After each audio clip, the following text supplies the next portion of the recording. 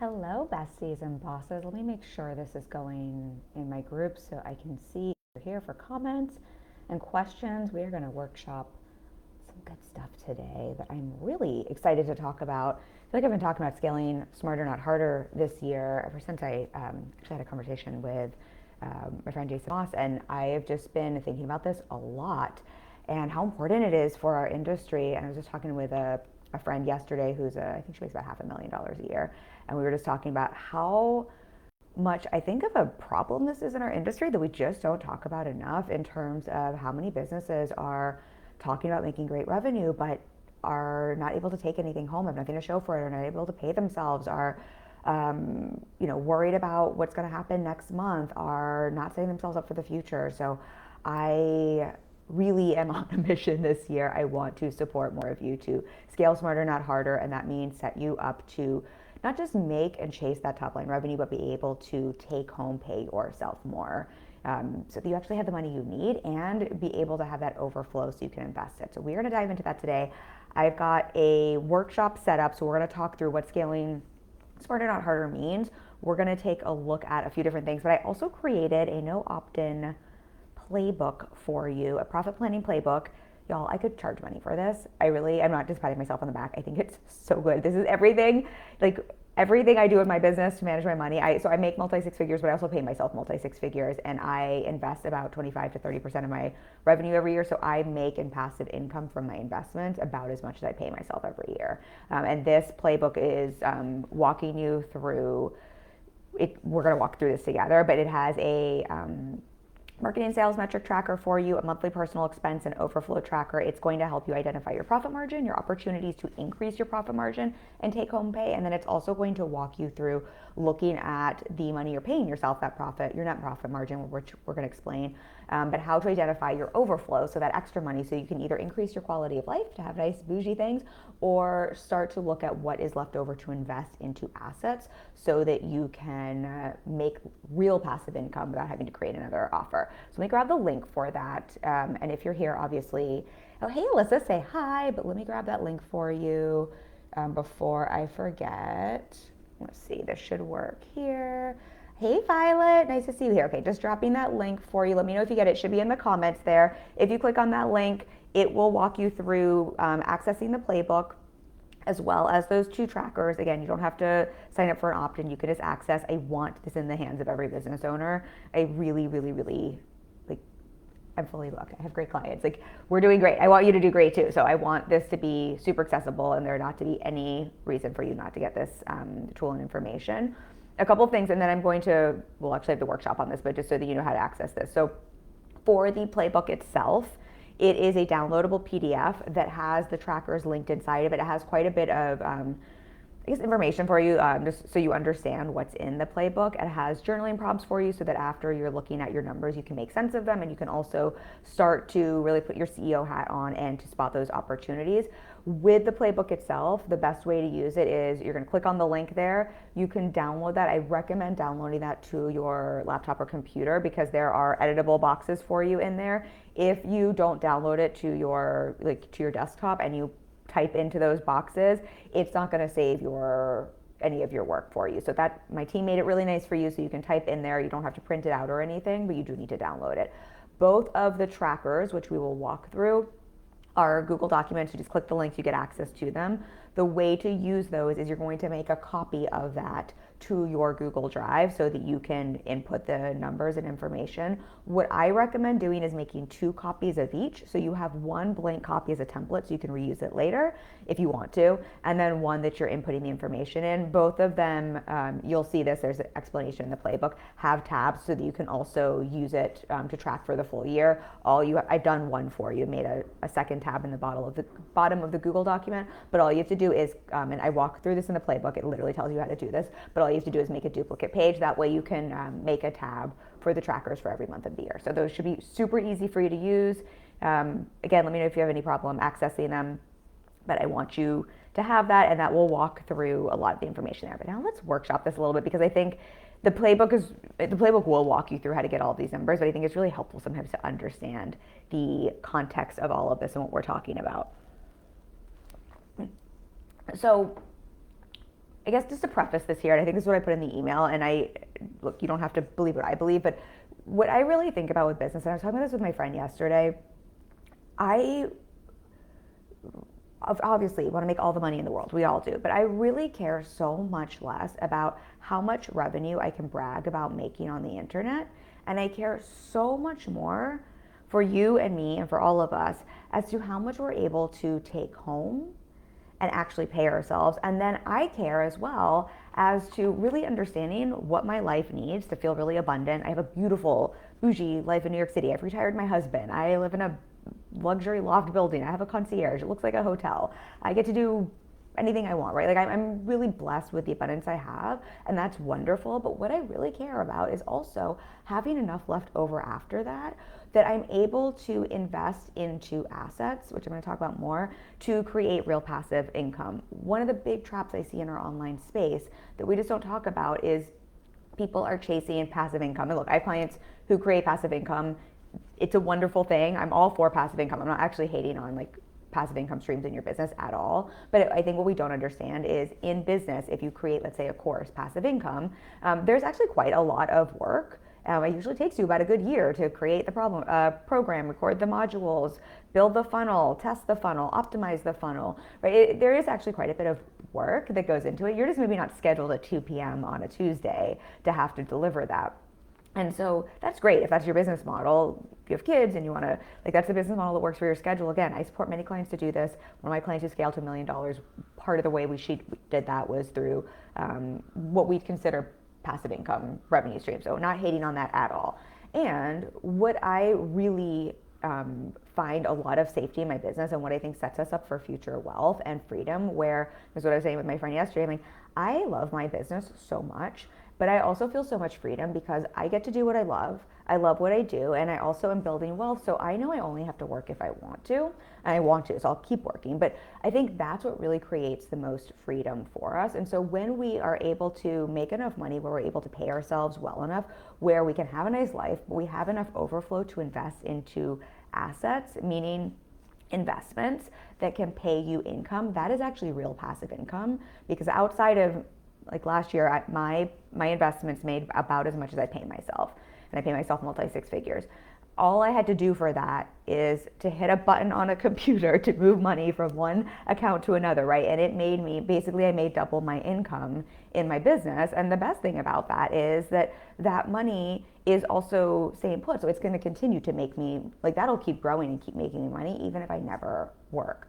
So that's just a conversation I just feel like we're not having enough of. So that's a lot of what we're going to talk about here. So when I talk about scaling smarter, not harder, it really is these two core principles. It is the core principle of building and scaling your business in a way where it is profitable enough that you have that take-home income without working more or spending more to match that growth. That is what scaling is actually about.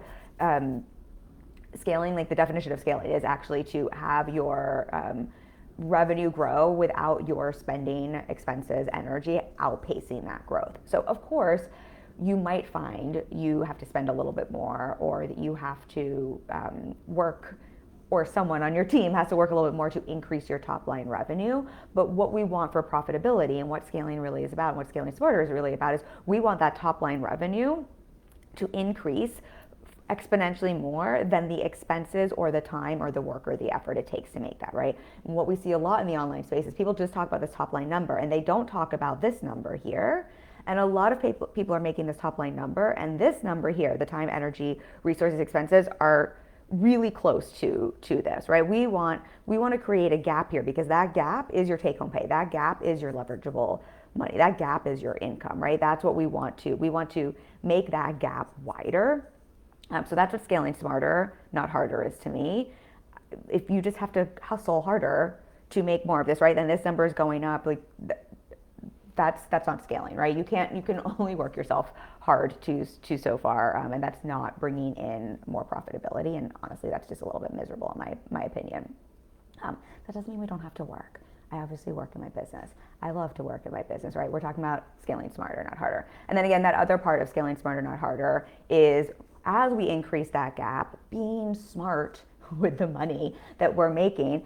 And look, I'm here for the bougie things. I've invested invested in some very high-end artwork. And I say invest in air quotes because I don't think it's an investment that's ever going to make me money, but I'm considering an investment. Where I've invested in, I know other people spend money on purses. I've spent money on expensive things that are not assets and are not going to make me money in the future. But I've done that after I've been smart with the money that my business takes home in terms of taking care of my personal expenses, yes, building some savings, but really building up those investments. So we're going to talk about how to find that gap of overflow for the quality of life, but also to be able to create those assets. I keep using the word assets. Let me explain what I mean there.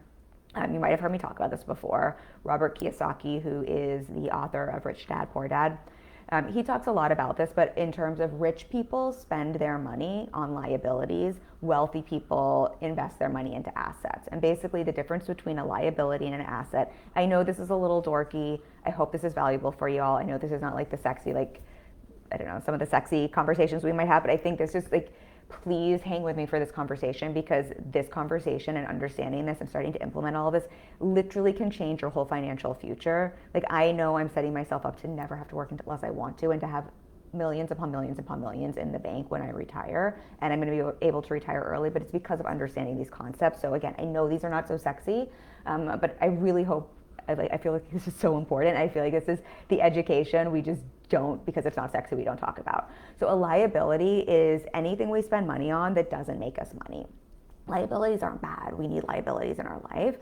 But when we are just focusing on being rich now, and like being rich to like keep up with the Joneses and to like show people on the internet how much money we make, right? That is being rich. We are spending money on the painting, on the home, on the new car, on the new clothes, on the new Birkin bag, whatever the thing is. That's not wrong. However, none of that is making you money. I'm sure someone could argue the Birkin bag, you could sell it, but usually it's at a depreciation, or the painting or whatever. But technically speaking, these are all liabilities. They don't make you money. Wealthy people, and wealth is the money that people can't see, right? So I think of this, Morgan Housel, who wrote The Psychology of Money, talks about this in terms of richness is really the money we spend that other people can see. Wealth is the money people can't see. It's the money we keep, right? So I might not be super flashy and rich by, I don't know, whatever the internet, so I think I live a pretty rich life, but I am building wealth. I have wealth in terms of I have lots of money. I have over 100K sitting cash and liquid just in my accounts, right, aside from my investments. And then my investments are far, far, far, far, far more than that are building and making me money, right? So that is wealth. And wealth is built by investing our overflow from our profit margin, right? Instead of in spending it on liabilities, it's investing it into assets. Assets are anything that appreciates and can have your money make you money. So I think our business is our biggest asset. So I always invest back into myself, into my business first and foremost. But so our business, your business is absolutely, it is probably your most leveraged asset in terms of I know my business. I have both invested the most into it. Well, actually, no, I've invested less into my business than I have into the stock market over years. But the ROI, I would say, on my business has given me a far larger ROI than the stock market ever has over time. And the stock market has made me an F ton of money. So that's what we're talking about there. So we're looking at scaling smarter, not harder, by, yes, increasing your take-home pay. And then what are we doing with that take-home pay? Thinking about, yes, get the liabilities, get the fun stuff, like treat yourself, and also treat your future self by, I think it's pretty fucking cool to be able to put $1 into an account somewhere, and then over years that turns into, 10 times, 20 times, whatever it is, however much that compounds, letting your money work for you while you sleep. That's true passive income. Okay, so let me just see if I have any questions. Alyssa says I can't access the personal expense and overflow tracker, FYI. Oh, interesting. Alyssa, this is good for me to know, because I'll just have my team check this afterwards. Can you let me know if you can access it from the playbook? And are you saying is the link not opening, or is it just not letting you, is it like the settings we have on the Google Documents? Thank you so much for telling me, because I'll make sure for everybody that we fix that. That's probably me. I shouldn't be tinkering with this stuff. My team set it up, and then I double checked everything yesterday, and I think I changed a setting. So I probably did that on my team. But just let me know, Alyssa, and I'll make sure that we get that fixed for you. Thank you. Okay, so let me just talk about when you're in the playbook, so I'm just going to workshop this by working through what's in the playbook and just giving you a little bit more context for what we're going through in there. So the first way we're going to scale smarter, not harder, is we have to understand what's happening in your business currently. We can't scale, we can't increase profit margins, but without knowing what's happening and without also increasing that top line revenue, right? Sometimes we can just decrease expenses, but we need to know what's going on. So in your playbook, one of the things I really want to invite you to think about with scaling smarter, not harder, is to identify 1 to 2 core goals for your business at a time. I think one of the biggest things that has this bottom number we're talking about, the expenses, the time, the energy that we're spending, that has that creep up, right, and cut into your profit margin, is so often as business owners, we're excited, we are go-getters, we're high achievers, we are in the online space where there is fuck ton of shiny objects, right? And so we sometimes have like 14 balls in the air. The more balls you have in the air, generally speaking, the more expensive your business is going to be to run. And the more we're trying to chase, the harder it is for us to really achieve any of those. So I really recommend you having 1 to 2 core business goals at any given time. It doesn't mean we can't have micro sub goals to get there, but I find that that's really helpful. So in the playbook, I'm going to have you identify that, and there are some journaling prompts for you to take a look at with those goals, what's currently working and not working, and some prompts in there to help you identify the 80-20. And what I mean by that is really, what are the things that are working the best for you that we want to do more of, and what are the things that you're taking action on that are contributing to the smallest amount of your results that we might want to create some awareness around, and we might want to think about not doing. This is really, really, really important. I'm trying to think of how far down a rabbit hole, because we have a lot we want to cover. I'm not going to go too far down this. I would just say, focus on this first, because I think so often we just want to jump to the other parts of this playbook.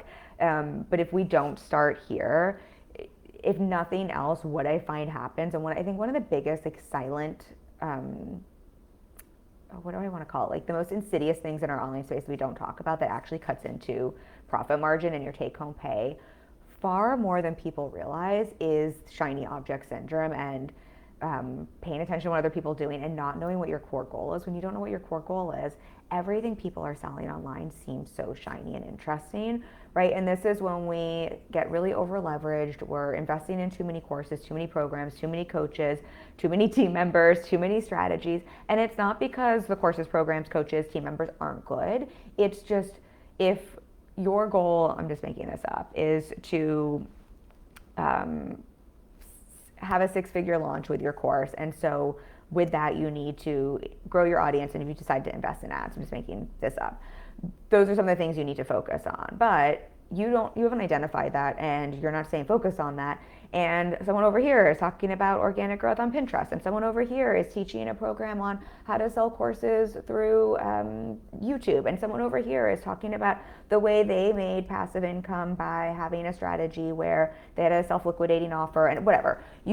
And suddenly you're investing in all of those, and you're getting information from all of those, and you're paying your team to implement all of those, right? We can see how, even if you get some results, that's a lot of time and that's a lot of expenses. And usually for most of us, this just creeps up with expenses for all of those investments, but none of these are actually getting actioned enough to actually bring the revenue up. So what usually happens is revenue stays the same, but the expenses just go up. So there's no form of scaling happening here. So really this is the most, really, truly, I want you to identify that first and give yourself that gift. And then I will check that tracker afterwards. Okay, so the next thing in here in the playbook that I want you to pay attention to with Scaling Smarter, Not Harder is the marketing and sales tracker. I actually wonder if I just don't want to be too distracted on the live, if I can pull this up here really quickly for y'all so that I can see if I can open this up. Let's see if I can figure out, let me just see real quickly if I can figure out why this isn't opening up, because I would love for you all to be able to have access. So if I go into share, I see someone in here. So I wonder if maybe it is working now, because I see someone's in the document. So Alyssa, if it's not working for you, I see someone in there and the sharing settings look like they're correct. So unless my link is broken on the document, it should be working. But let me know if it's still not. Okay. So the reason I actually, with Scaling Smarter, Not Harder, want you to start with the marketing and sales tracker is your revenue actually does matter, and it is a part of your profitability. It is a part of scaling smarter. And your revenue, your top line revenue comes from marketing and sales. I know in our online space, it is so glorified to make it seem like the way that your revenue increases and the way that we scale is just 100% by manifestation and by vision boarding and by dreaming it. And look, I believe in manifestation. I believe in mindset. I do a lot of mindset support with my clients and supporting them to think like CEOs and to be in their CEO role and with just overall how they're thinking. So I am not discounting any of that. However, when it comes to actually having a sustainable business strategy and scaling smarter, not harder, yes, of course, there's a mindset element to it. Of course, there's an energetic element to it.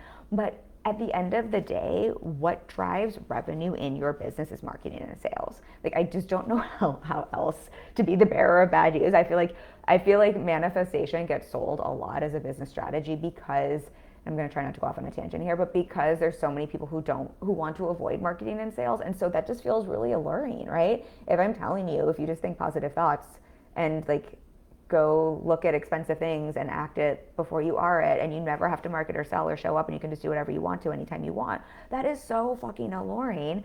And I mean, like, who doesn't want to spend money on that?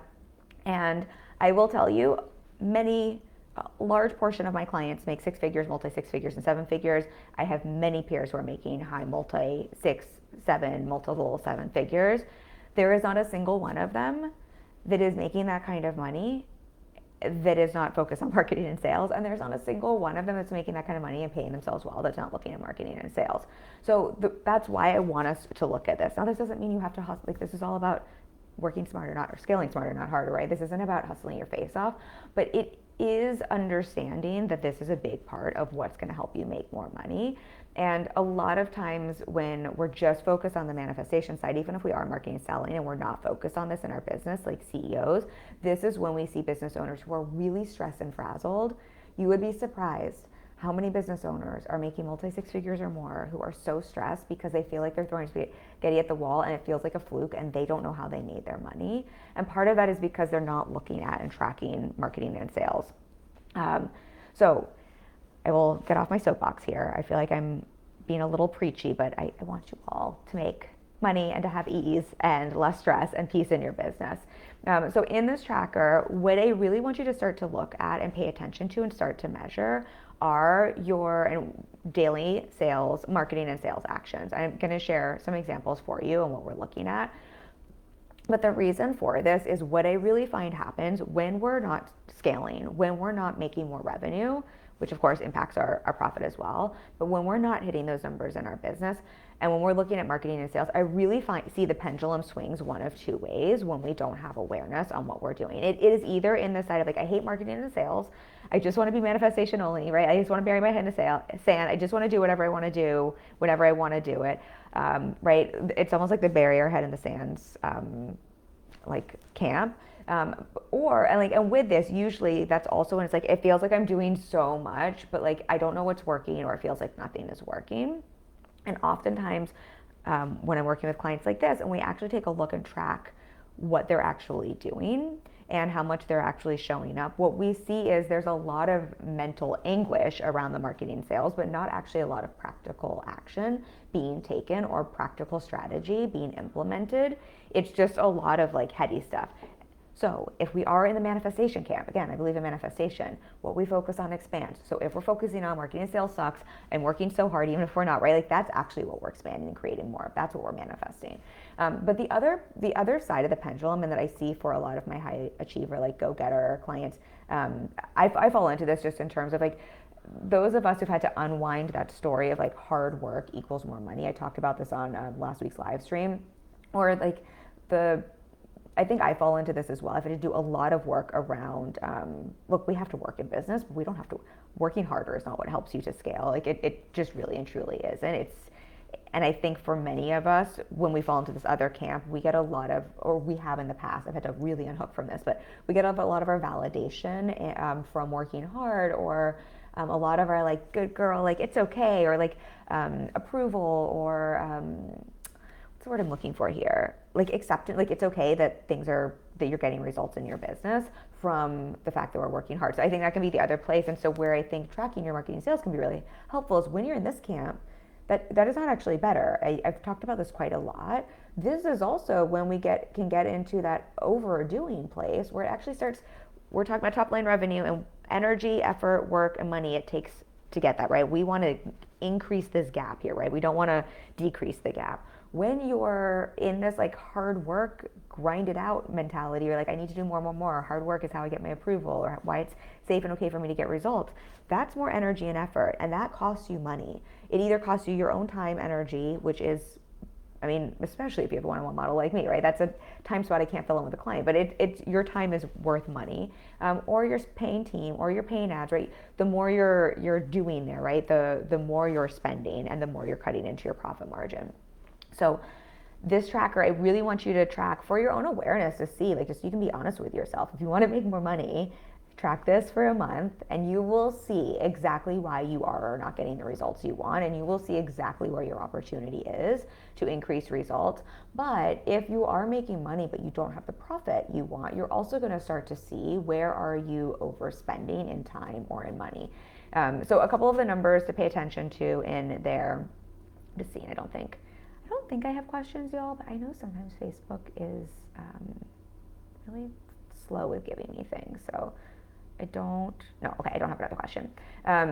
Just a couple of numbers worth paying attention to here, and then I'll move on to the next part of this, but just so that we're kind of all on the same page. And I put this in the playbook for you as well. Daily and weekly sales action. So I coach my clients around this, just identifying what these are in your non-negotiables. So what that includes, just so you know what that means in the tracker, I would include as sales actions, that's sharing content, that's making offers, that's following up with someone, that's running a conversion event. I have a section there for collabs, networking, and PR. I think this is really, we don't have to get into the whole strategy around this, but I would consider that a sales action, and that's part of a marketing action that gets you in front of new people. Basically, these are opportunities that are leveraging other audiences and platforms to build visibility and relationships. That might be hosting a guest on your podcast. That might be going to a networking event, for example. That might be getting a piece of press. So that's in a separate category. I tried to separate these for you just in terms of the different parts of your strategy. And yes, it's marketing, but I consider it sales actions too. There's an area in there to track the number of free calls, audits, experiences, consultations that you're hosting. So track how often you're offering those, as well as how often you're having those. And then this is my actually favorite. I like to also track, this is something I encourage my clients to track, this is something I like to track, but it's the amount of proposals made. So this is to give credit where credit is due. This is something I heard from Rich Litvin, who's a coach, and what he talks about is the importance of tracking the dollar amount you're proposing in any given day or week or month, as opposed to just the money you're making. I think this is so valuable. I had one of my clients do this, and she is killing it. And she was at zero when we started working together. And I think she just had a 13K or 15K cash month last month. And look, she obviously did other things, but one of the things we definitely tracked were her marketing and sales actions. And one of the things I had her start tracking were the proposals she made, because what this did was a couple of things. One, it helped her to really be honest with how much she was actually making offers with people who were interested, right? If you're not making any proposals, that's just shows you why you're not making more money, right? You can't make more money if you're not also making proposals. It shows you where you need to focus, but it also helped her to feel more empowered to see when things were working, because she could see, oh, if I want to have a 15K month, for example, and I'm only making 3K in proposals, right? Like, it's not that I'm wrong or bad. It's just like, it's literally impossible for me to make a 15K month until I'm making at least 15K in proposals. But it also helped her to see when she was making more in proposals, right? She got more emboldened to make those proposals. But when she was making more proposals, what that opportunity was. So I added that into the tracker as well for you, because I personally just think it's a good practical and mindset tool there for you. Okay. So after you track this, I really encourage you to track this. And you don't have to do it all the time. I mean, I don't necessarily track this regularly now because it's a habit for me, but I definitely went through, if this is helpful to hear, I would say the first year I made my first 6 figures, and I think honestly the first year I made my first multi 6 figures, I probably tracked my marketing and sales actions every day. It takes like 1 or 2 minutes. It was a part of my mindset work or my journaling. Like it's such a quick thing, but I tracked it every day, and it was really helpful for me, again, for all of the reasons we're talking about outside of your revenue and profit margin. It was also just helpful for me to really be accountable to myself and to build that trust, but also to see what was working. But in the playbook, after you do this for at least a week, there are some journaling prompts in there for you. I really encourage you to take a look and be honest with yourself, or to bring this to your coach and to take a look at, what are these metrics that you're tracking? What story is this telling you about your business and about your revenue? The numbers aren't going to lie. And this isn't a place to make yourself wrong or anything like that, but I do think it's really just going to give you a very honest look at, are you swinging into this camp of I'm just focusing on mindset and manifestation, but I feel like I'm working so hard, and actually when I take a look at this, I'm not actually doing anything that's moving the needle forward? Or are we in this other camp where maybe we have scarcity, or we feel like, we have to work harder and harder to make money, or we need to use hard work as a badge of honor and a way to get approval or self-esteem or whatever the thing is? And are we looking at this and seeing like, oh my goodness, between you and your team, like you are way overworking, and that is absolutely reinforcing that mindset and story, but it's going to cut into your profit margin. I would say the mindset manifestation camp, which we need the happy medium, right? We need both. When you have a little bit of mindset manifestation and some practical strategy and work, right? That's when we're in our superpower CEO zone and we get our big results. If we're on the other side, I would say if we're in like overly in the manifestation mindset, it's probably going to affect our revenue. If we're overly in the work hard side, it's probably going to affect your profit margin. That's not across the board, but if that's just helpful to think about it. There's also some prompts in there that I really encourage you to look at. Again, you can journal this. There's prompts in there to journal or to look at with your coach. But really then I want you to start thinking about this through the lens of, okay, if I'm going to scale smarter, not harder, if that is my goal, right? Let me put my CEO hat on. I really want you to take a look and assess, what of these marketing and sales actions are bringing you the most results? Which ones aren't? Which ones maybe are costing you time and money without the ROI? And I want you to start to look at where are the opportunities to double down. So things that are working well for you, right? That's the place to double down. Things that are maybe costing a lot of time, team time, energy, those might be the things to either delegate or start to delete. I'm going to give an example here, and I'm going to give one exception to the rule here. So an example, I've shared this plenty of times, but I think it's just a good example. I had a podcast we took to about 195 episodes. It was a great podcast. It was converting. It was bringing me clients. I loved doing it. We weren't like overly spending to produce it, but I do these exercises as well. And one of the things I noticed is that I was overworking in terms of marketing, in terms of nurturing and giving value to my audience. And I was kind of overdoing that, and I have a 101 only business model, so there's only so much capacity, right? Like if I just keep marketing and keep growing my audience, like at a certain point, it's good for future proofing my business, but there's no capacity, like there's no more spots I have for clients, there's no more way I can bring in more clients or revenue, and so it was sort of I was spending quite a bit of time, team time, energy, and resources cutting into my profit margin without really allowing, like that wasn't going to help me increase my revenue. And so this was an opportunity. I was like, well, this is actually an opportunity to cut something that is actually working, but it's not working in terms of, well, we're talking about scaling smarter, not harder. And so we cut the podcast last year, and that quite honestly increased my profit margins by quite a bit, but it also freed up time for another client spot so that I could increase my top line revenue, right? So I was able to decrease profit, increase top line revenue, right? So that widens that gap. So that means I have even more take home pay. So I think that's just a helpful, if that's an example there. My caveat here, the thing I would just be mindful of if you're not working with a business coach to help you look at this, I would just remember that some of the marketing sales actions that you're tracking, and when you're looking at kind of what's contributing to results the most, I would just remember certain strategies are going to be long term, and they're not necessarily going to be like you take an action and you see a result that week. And so I just want you to be mindful of, especially if you're just starting something, you're in the learning curve of something that might actually be working very well for you, or that you're very intentionally mastering for that long-term result, not to decide because it's not giving you an ROI right away that it's cutting into your profit margin and then we need to scrap it. Since I'm not here to coach all of you individually. Tinley says, excited to bring this spreadsheet back. Numbers are my love language. Numbers are, feelings are my love language. Numbers are my love language too. I love numbers, and I love how numbers can help the brain stuff.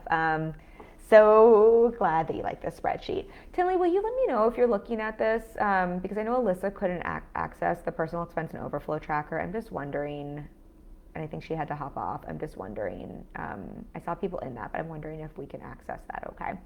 I want to make sure everybody can get access to that. Okay, let me go through the next part. How are we doing on time? I'll probably go a little over the hour today. I left a little extra time for us because I really want to go through all of this. If you can't stay for the whole live stream, obviously you can hop on, come back on, hop off and come back on, and those, the playbook will have a lot of this information as well. Anyway, so the next part here, there's there's basically like 2 more parts here we want to dive into. This is worth it though. I promise you all, I know this is, Tinley and I think it's fun and sexy, and numbers are a love language. I know this is not for everyone, but I promise this is worth it. Okay, so the next thing I want you to look at is paying yourself more. How we're going to pay yourself more from all that revenue you're now making because you're focusing on your marketing and sales actions. So what I think is helpful, and I won't go through this all here, this is in the playbook, but I think we just want to get clear on what your current profit margin is. So I put some really easy questions in the playbook that are just going to help you look at the last couple of months and to get those averages and to get to how to calculate your profit margin. So I think this is the easiest math in the entire world. That's all broken down for you. I invite you to do that because when we know what we're currently working with, right, we can understand where the opportunities to increase that gap are. Now, I'm just going to say something here before we go into this part here about paying yourself more. Sorry, I have something in my eye, I think. There is no right profit margin. I think sometimes with this kind of conversation, we're just so quick in the online space to like over-glorify everything, right? And yes, it's great to have a great profit margin, but I think a higher profit margin isn't always better, just like a higher revenue number doesn't always mean that you're taking home more profit. So it's just understanding your business and what your profit margin is and where your opportunities are to increase your profit margin and take home pay. But every business model is honestly going to require different types of expenses, and they're going to have different profit margins. So, and for example here, if you have a course model, for example, and unless you're like crushing it with organic marketing, you're probably going to spend more on ads that are going to cut into your profit margin but might increase your top line revenue, right? More so than say someone like me who has an all one-on-one business model that doesn't require a huge audience, that doesn't require a huge ad spend or marketing push, right? So I'm gonna have potentially a lower top line revenue number, but I might have a much higher profit margin because it costs less to make business. We might make the same exact money in terms of take home pay, but we have very different models. So I really want us to be clear here. There is not a right profit margin. We're just looking at how can we understand our numbers and make smart decisions versus over glorifying one model or one profit number over another. Like they're kind of like, they're just all different trade-offs. We just want to understand those. So a couple of things I do want to touch on here. I put this in the playbook as well, but just a couple of reminders as well, because I think, again, sometimes we just chase like the highest profit margin in the entire world. I just want us to remember that having 0 expenses in your business isn't usually a great thing. It does take money to make money. If you have 0 expenses, you're just going to pay more in taxes, to be quite honest, if you're in the US.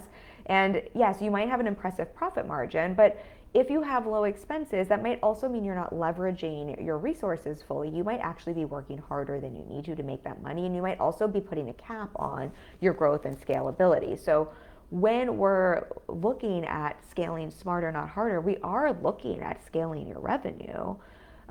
We're just looking at doing it in a way where it outpaces the time, energy, resources, expenses, right, as you're doing that, so that you have more to take home. So they're not just like staying equal.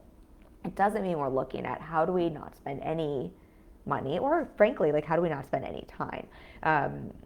I think one of the other things I would just say here, put this in the form as well, but a lot of times what I see when businesses are scaling, especially when you do start to have more FU money, so to say, it can really lead to investment creep. For as much as like having 0 expenses is bad, I do really just see, especially in our personal development space, how spend happy and just like throw money at problems, getting over leveraged, shiny objects, it can be to get in business. And look, sometimes there are times for that, but we can, I think we just really over glorify spending without any intention or without any clarity. And I think it can create really inefficient businesses. I think it can create, cut into your profit margins, obviously, but I think it can honestly lead you to be in that place where you're like, I don't actually know where my money's coming from. Yes, I'm making a lot of money, but it can actually feel very unsafe because that's usually when we're throwing a lot of spaghetti at the wall, or we feel like we need so much to be able to make a certain amount of money. And so I would just be mindful of that and just make sure you're looking at your expenses from a CEO lens and just be mindful, having some of that discernment for what's best for your business and you. I'm just seeing here. Tinley says, yeah, the second spreadsheet says I need to request access. Oh my gosh, thank you. Okay, that's the one. Okay, so the one that's is it the profit planning? I'm just going to fix that really quickly for y'all. Tinley, you will appreciate this. I thought I was so good at this yesterday. My team set this up and I shouldn't have messed with it. And I messed with it and I think I'm the one who changed the link. Okay, that should be fixed now for y'all. Thank you. That's what happens when when you tinker with things. Look, I'm also, let me be an example of not being perfect. I am also work in progress here, y'all. And I just want to normalize it. So as we're looking at this, as you're looking at your profit margins, as you're looking at what that profit margin is, I just want to normalize expenses in business as well. I've really seen with my clients, with my peers, with myself, my own business, there are 2 times in your business where honestly your profit margin might go down a little bit, and I would see that as a part of scaling smarter, not harder. Right? Sometimes we do have to have a temporary dip or a temporary increase in expenses so that we can make more money later. I know the first year of my business, I was very top heavy on expenses because I was investing heavily in coaching and education and platforms and in different things so that I could make more money later. And had I not been willing to do that, I would not have been able to make my first 6-figure year. So when you're building and growing your business, you're probably going to be expense heavy, what is it? Like it takes 3 years on average for a business to become profitable. So if that's this place you're in, I wouldn't be looking at how to increase my profit margin. I would be looking at how do I get my business going, right? Sometimes we do have to spend money to make money. The other time is when you're preparing or getting ready to scale, or if you're making a pivot or something like that. But I know the first year I scaled to multi-6 figures. So the next year I added the year I went from 225 to 365K. I don't know the percentages there. That year I get my profit margin probably kept up, but I did increase my expenses quite a bit, and I really needed to, because I was overbooked, like we talked about in last week's masterclass, but also I had to invest quite a bit into the infrastructure and the back end of my business, into team, into certain things so that my business could run smoothly and like a well-oiled machine without me being in a lot of things, and so that I could set myself up to scale and to sustain that scalability. And then I was able to, have things level out, and then the year after, right, like what we've talked about, I've been able to increase my profit margin from there. So I would just be mindful of that when you're looking at that. Again, don't want to over glorify a high profit margin.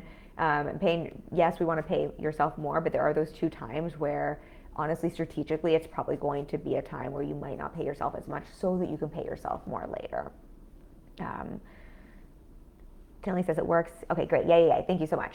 Okay, so right, we talked about that. So now the last thing we're going to talk about in the playbook, and this is one of the spreadsheets that I just opened up for you that you'll have access to, is I want you to look at and be able to find where that overflow is from what you pay yourself.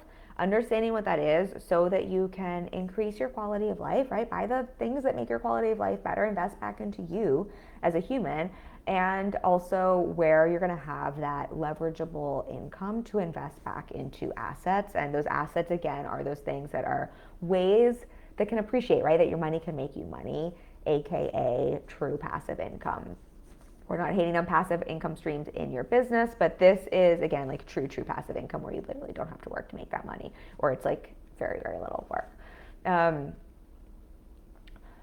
A couple of thoughts here that come up for me that I just, since we're workshopping this together, and I think one of the things, this spreadsheet here, we're going to take a look at your personal expenses, and then I'm giving you a couple easy math equations to get clear on your overflow. I think what most people don't realize, I'm just trying to think, the reason I'm pausing is I am all for making all the money in the world. Like, I have huge revenue goals, but it's kind of like what I said at the beginning. I don't care about just making more money to say I make more money. I care about how much I pay myself, but I also care about how I make my money. And I frankly am not interested in making $8 million per year, but being fucking miserable and hating my life or the way I make my money. Like, I'm just not. And the reason for that, and this is a conversation I was having with my friend yesterday, is because I'm very aware I have a very bougie life. I have a very lovely life. I was able to retire my husband in New York City from corporate. I'm literally got assets that are making me a ton of money, right? Like, I've got all these wonderful things. I am very aware of how much money it takes for me to have a very abundant life. And yes, it's more than maybe, I guess, the average American makes, and I'm very grateful for that. But it's also not as much as most of us think we need to have that wonderful life. I also live in New York City, which is a very high overhead between taxes and just cost of living. So unless you live in like New York City, or I don't know, where are some of the other expensive, like there's a couple places in California. If you're outside the US, I know there's a couple, Dubai one of them? There's a couple of other, highly expensive places, probably Paris, Amsterdam. Right? Like, unless you live in a city like that, for most of us to have literally everything you want and enough money to build enough wealth to be able to retire, to have everything you want, does not cost as much as we think it does. And so a lot of us are chasing this arbitrary number, which is great, but it is an arbitrary number where the truth is it would be hard for us to spend all of that money in our lifetime. And like our next kids, generation and lifetime, especially if we're investing in a smart way where it's making money to make money. Now, again, I'm not saying don't go after it. I like the game of business. I like the game of money. I want to grow as far as I can in a way that feels good and in a way that feels in integrity and in a way that also pays me, because I like the game of business and money, but not because I feel like I have to or I need to. And so I just want to preface that, because I think part of starting to understand your numbers and why I wanted you to look at those goals and why we're going to start to track where your expenses and what you actually need to have a lovely life. Part of that is starting to see that, oh, wait a second, I thought I needed to make $2 million a year or $1 million a month to have this great life. Turns out if I made $30,000 a month, which again, I'm not saying that is a small number. I know for many of us it's big, but it turns out like that would give me everything I need times 10 times more. It's frankly why I'm very happy to scale a one-on-one model. Like, I know at this point anything more I make is great, but it's going into investments. Like, I don't need it to fund my life. So I just wanted to think about that, and I think this is not in the playbook necessarily, but I think it would be really great to think about, what do you actually want to make? Not as an arbitrary ass number, but what do you actually want to make and take home and pay yourself so that you can have everything you want? I don't know. Most of us are not like, I'm not flying in a private jet every day. Even if I wanted to fly in private jets, I'm not flying in a private jet every day. So like, what is that dream life actually, like, where would every dollar go, and how much do you want to have to invest? Like, how much would you want to retire with to be able to keep that lifestyle up? Everybody's number is going to be different, but I think that can be really valuable to get clear on. Okay. I'm on a lot of, I feel like soapboxes today, but this just all feels like important stuff. Okay, so in this playbook, if you go to there is a, what is it called? It is what did I call it? I think I called it the expense and overflow tracker. Yes, it is we've got the marketing and sales metric tracker, and then we've got the personal expenses and overflow tracker. So the personal expenses and overflow tracker, again, make a copy of that. I recommend you make 2. And I recommend keep one blank so you can reuse it next year, and one for this year. And then there's tabs on the bottom. You can just tab them out for each month. You can edit this to personalize this. What I did is, what I want you to understand is, like, yes, how much money do you want to make? But I want us to start to understand, what does your quality of life cost you? And where is all of your money going? So this is a little different than budgeting. There's lots of ways to budget. That's not my zone of genius. I mean, I have my way I budget. There's lots of people to learn from budgeting. This is more, I want you to understand, like, how much money do you want to pay yourself, and where's the overflow that you can invest in. And so what I think would be helpful to do is to look at, what are all of the expenses you currently have, and estimate those, and then over a month to track what you actually have in expenses, so you can start to see what your life cost you. And you might have other expenses that I didn't think of in here. You can put those in there. Then there are some journaling prompts for you. So it's very simple. I also think this is just very helpful from like a practical understanding your money. Like, sometimes it's just really eye-opening as well to see, like, oh my gosh, I did not realize I was spending this much on Uber Eats. Hi, that's me. So with that, what I want you to then look at is, there's a couple of prompts for you in the playbook, and I'll explain all of this to you. But I want you to look at first, I think it's actually before the playbook in there, but I want you to understand what your net profit margin is, so what your real take-home pay. That is basically your monthly income that we've calculated minus your tax percentage. If you don't know what tax bracket you're in, I am not a financial advisor or planner. I feel like I probably should have given that disclaimer already. You can ask your accountant or probably Google that for your state and how much money you make. But that's going to be your net profit margin. That's basically the money you're taking home. And then with that, you're going to see, okay, that's the money I'm actually taking home that I have to work with. Now, with your net take home pay, so the money you're taking home, then you've got all of your expenses. We just figured out, like, what are you spending each month? If we look at, here's my net income minus my monthly expenses, the money that is left over is your overflow. Now, here's what's really great with this. With your overflow, this is where we get to start to see, great, okay, I'm making this up, $3,000 overflow. From my monthly, so right, I've got my monthly income. This is the money after taxes. Please put money aside for taxes so that you don't have a huge tax bill that bites you in the ass. Again, I'm not a financial advisor or planner, but unless you live somewhere that doesn't charge taxes, that's going to be important. So got my monthly income minus what I'm putting aside for taxes. That is my net income. My net profit margin, and that is my real take-home pay. I then am looking at all of my expenses. This is what like my life just cost me, right? And I'm going to subtract that. Everything left over is your overflow. And with this, now you have awareness. This is the money you get to play with. This is how we really get to scale smarter, not harder. Now, what I would say with this is, I talked about this in another masterclass. Like, everybody's got a different money blueprint in terms of how much you want to be rich, how much you want to be wealthy. Rich being how much money do you want to enjoy life now, how much do you want to put into assets for later.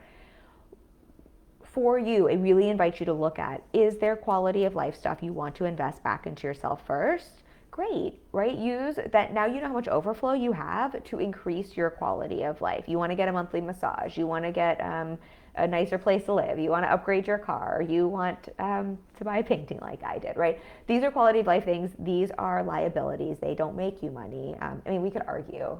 I argue sometimes that liabilities still make us money because if we feel good and we're enjoying the fruits of our labor, right, we want to go make more money.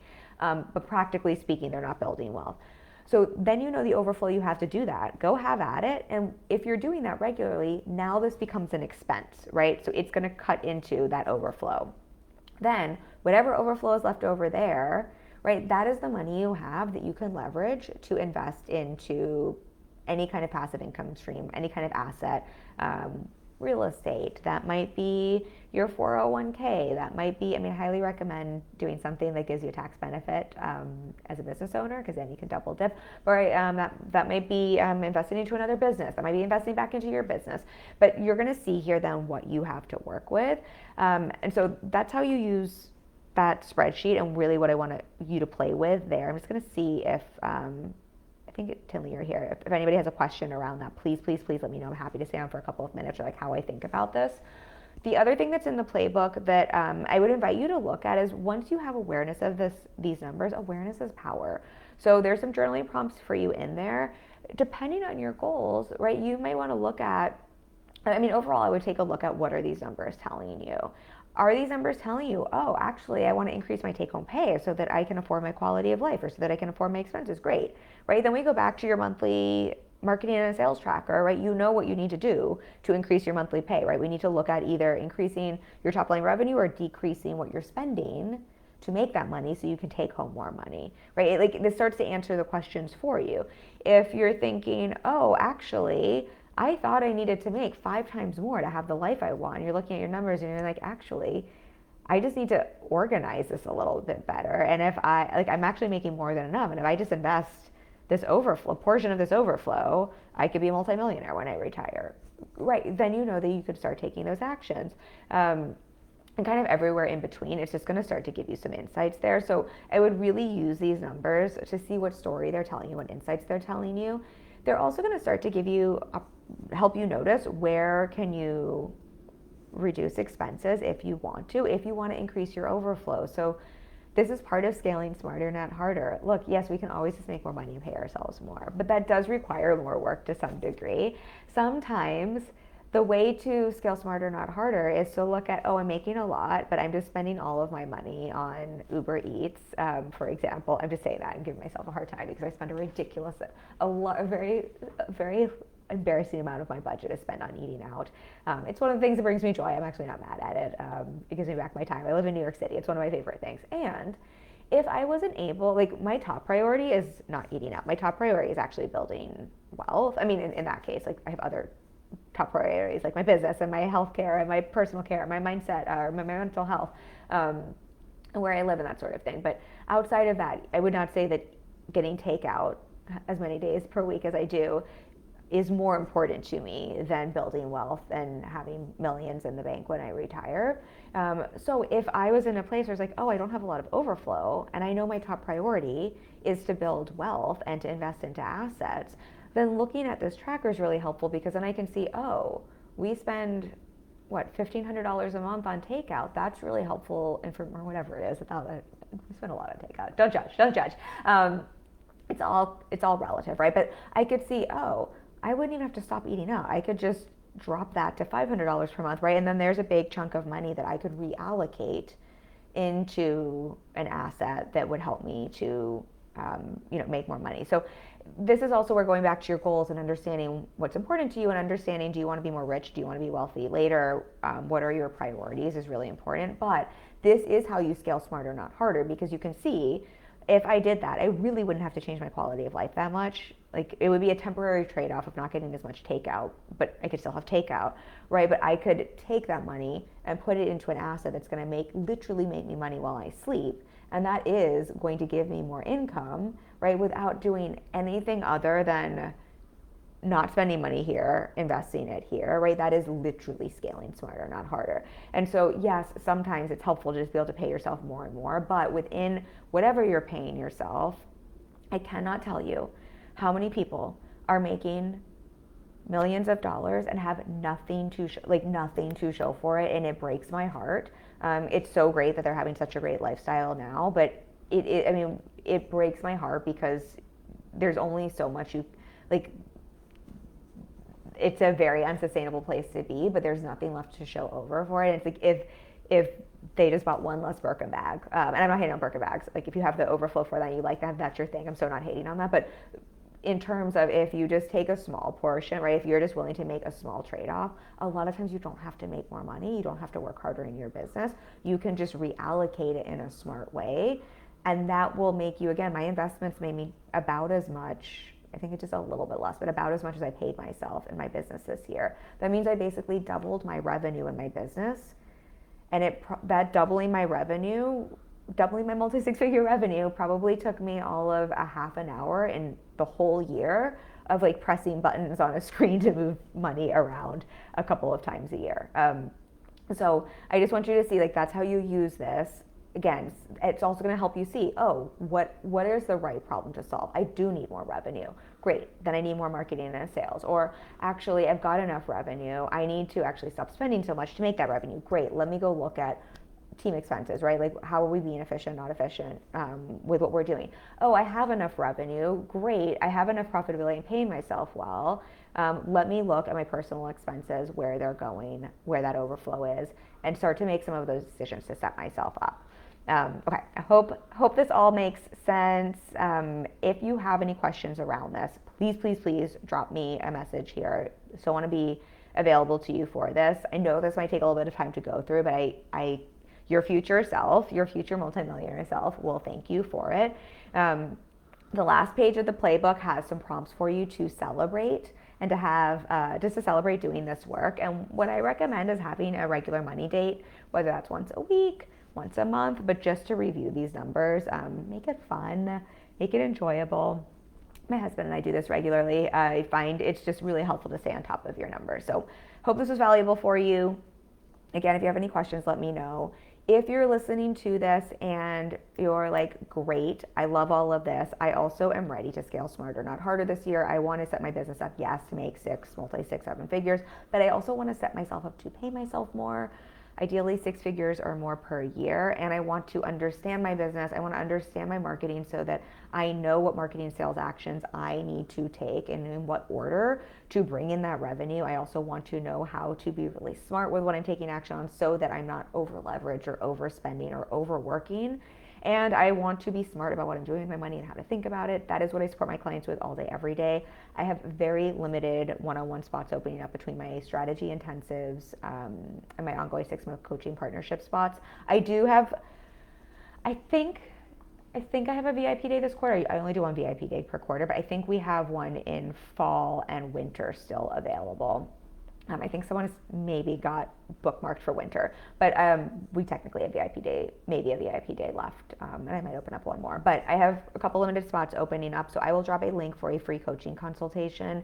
Fit is incredibly important to me. If we're not the right fit and we don't have that values alignment, it doesn't matter, how great a coach I am and how great a business owner you are, it's just gonna be really tough for us to work together. So it's really important to me that I'm working with clients I know are a great fit, that we have great values alignment, that I really believe I can support and help you. So if that is feeling like you, I'll drop a link for that free coaching consultation. But I say that to say I do require that consultation first. You can't just book any of these at this point without that.